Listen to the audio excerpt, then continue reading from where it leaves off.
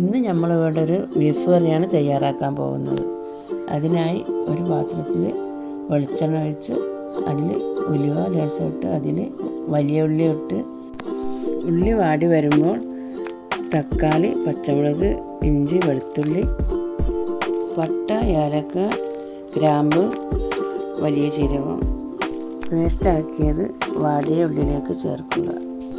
മുളക് പൊടി, മല്ലിപ്പൊടി, മഞ്ഞൾപ്പൊടി അതിലേക്ക് ചേർത്ത് നല്ലവണ്ണം ഇളക്കി കഴുകി വെച്ച ഇറച്ചി അതിലേക്ക് ഇടുക. ആവശ്യത്തിന് വെള്ളവും ആവശ്യത്തിന് ഉപ്പും വേപ്പിലയും ഇട്ട് മൂടി വെക്കുക.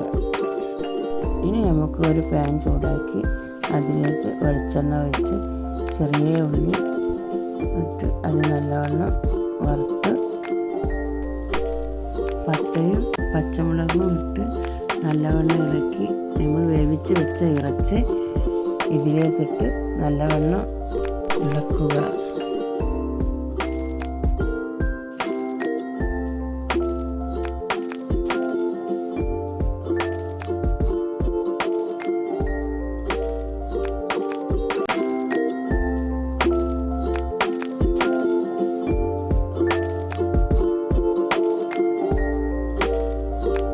ഇപ്പോൾ നമ്മൾ രുചികരമായ ബീഫ് ഇവിടെ തയ്യാറായി.